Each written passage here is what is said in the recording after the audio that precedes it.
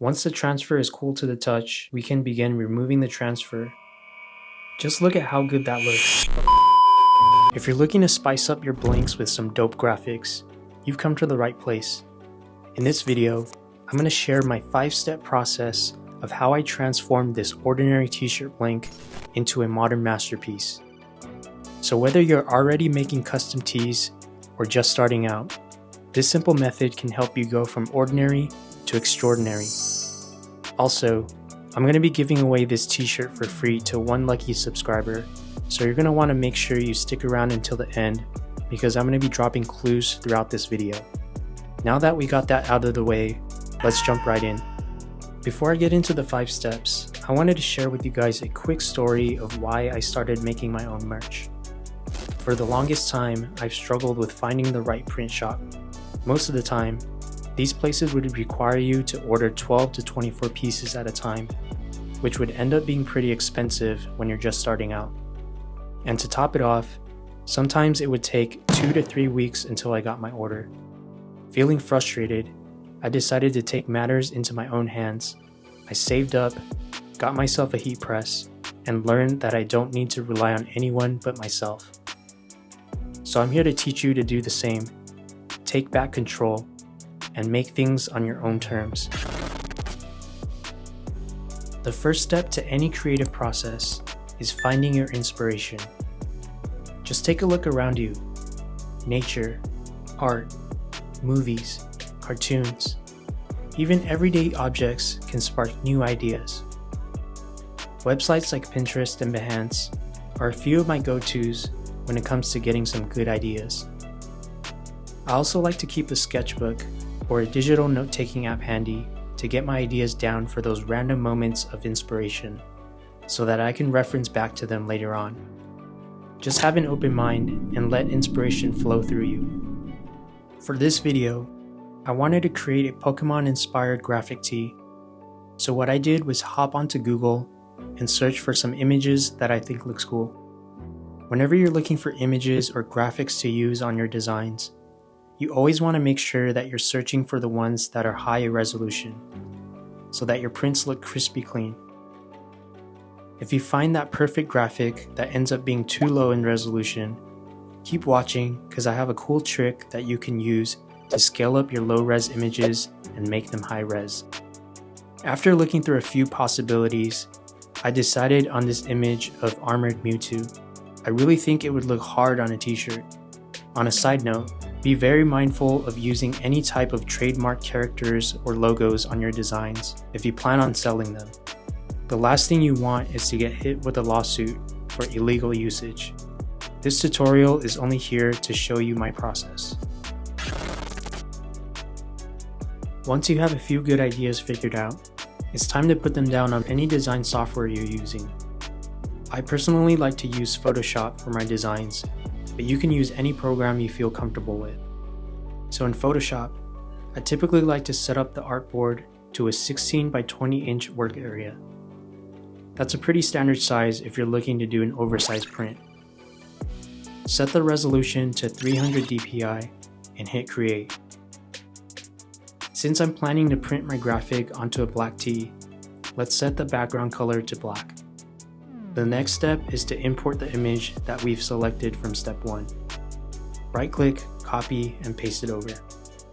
Now you'll notice that the image looks way too small in comparison to the rest of the artboard.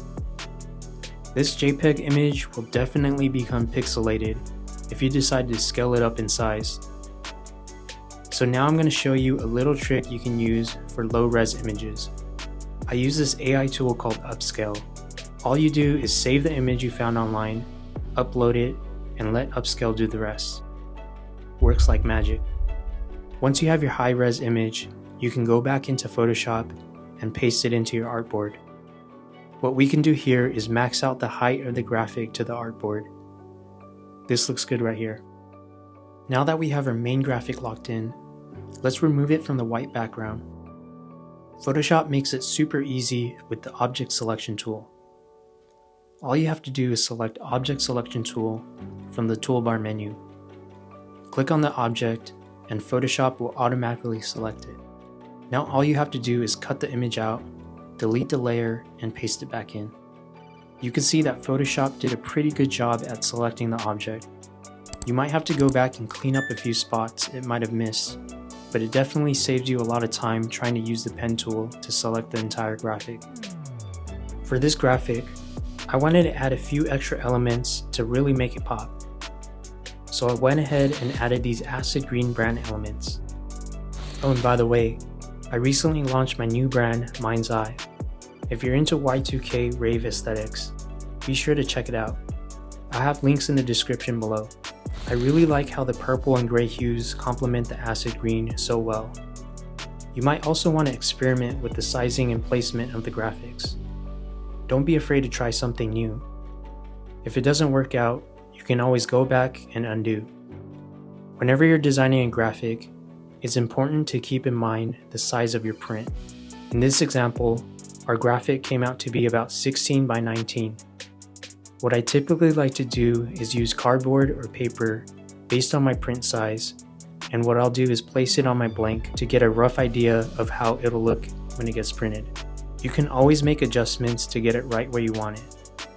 Once you're happy with your design, it's time to export it into a PNG file. What you're gonna do is go to the Layers panel and hide the background layer. That way when you export the design, the background will be transparent. Now let's go up here, hit File, Export, Export As. Make sure that transparency is checked and hit Export. I also ended up making another graphic that I plan on applying to the back of the t-shirt. Graphics are done. Let's move on to the next step. Now comes the fun part, which is choosing the right materials. When it comes to decorating your clothing, there are two main things you need to consider: the type of print method you're going to go with, and what kind of blanks you're going to use. For print, the most common methods are traditional screen print, DTG, and DTF. Since I don't own a screen print or DTG machine, I'm going to go with DTF. I made a video about DTF transfers, which you can check out after this video. The link should pop up somewhere at the top. I'm going to upload my graphic, place my DTF order, and have it shipped to me. Now that we got our print method down, it's time to think about what kind of blanks we're going to use. If you're unsure of what brand t-shirt blanks you want to use for your project, I made a video reviewing 10 t-shirt blanks that you can also check out after this video. The link should pop up somewhere at the top. For this tutorial, I went with the T-styled TS6000. It's a solid budget-friendly t-shirt blank that fits well with minimal shrinkage after washing. We got the print and t-shirt blank picked out. Now let's shift gears and move on to the next step. All we need now is a roadmap of how we're going to arrive at our destination, which is turning your ideas into a reality. The roadmap I'm talking about is your tech pack. If you don't know what a tech pack is, I made a video about it in a previous video. I have the link pop up at the top. Check it out if you want to learn more. But simply put, a tech pack is a blueprint of instructions that you give to your printer or manufacturer when you're making a product. It has all the technical information like graphic placement, sizing, measurements, and other important supporting details. It's your game plan on how you're going to execute to get your final product made. To do this, I'm going to be using my t-shirt mockup tech pack that I created with Illustrator. I have a link down below in the description if you want to download it and follow along. So I'm going to open up the file in Illustrator. This pack includes 2 tech packs with 2 versions of front and back, and also a side view that you can use. Since our design is simple and straightforward, we'll focus our attention on the first page. Let's start with filling out all the basic information for this project. What I like about this template is that you can easily change the colors of your tees by using this color panel and eyedropper tool. Let's bring it all the way down to get black. Now we can add on the graphics. Once you're happy with the placement of your graphics, let's add some actual dimensions and measurements for your printer or manufacturer to follow. You want to make sure to call out all the details so that they're simple and easy to understand.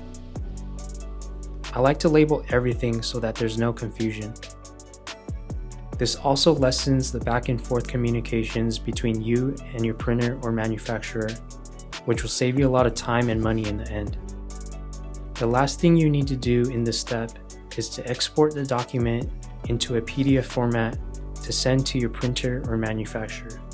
If you want a hard copy for your own reference, I made the template size 8.5 by 11, which will print perfectly on a white sheet of paper. We are now ready to actually make our product. Every step of this process has been building up to this final step. Since I don't have access to a full heat press machine at the moment, I'm going to be using this Cricut Easy Press. Here's a quick look at the T-styled TS6000T.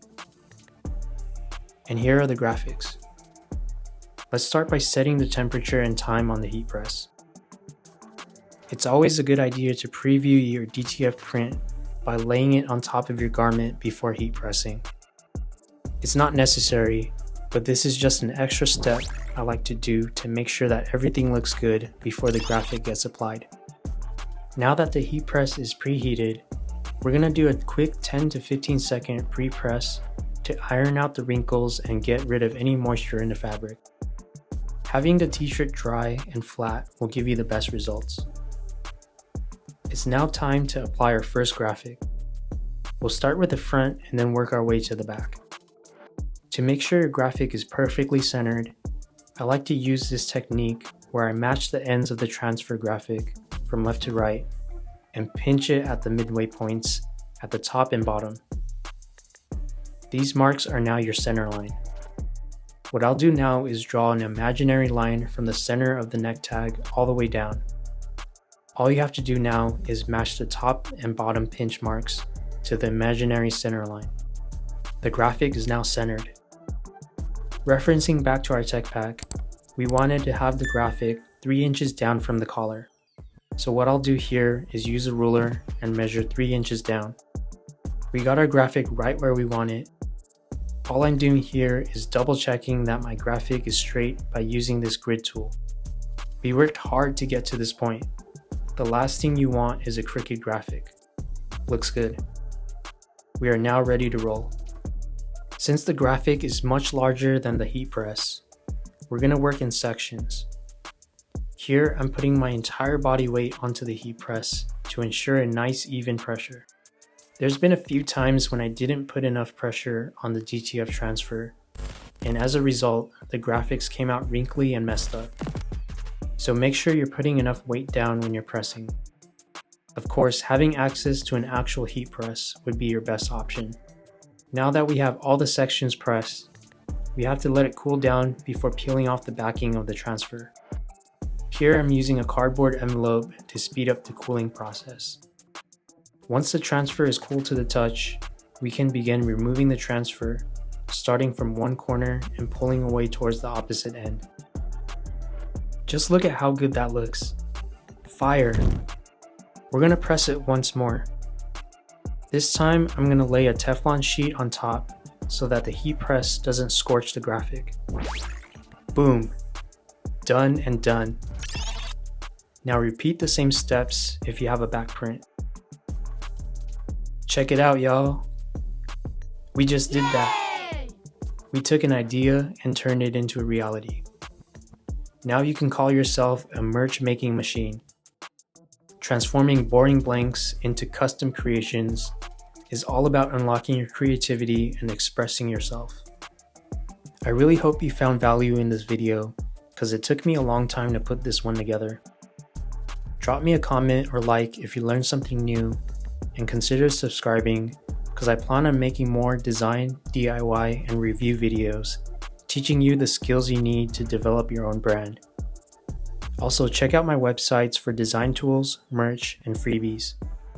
All links are in the description down below. If you want to learn more about starting your own brand, you can check out these videos here. I'll see you in the next video. Design beyond boundaries. Peace.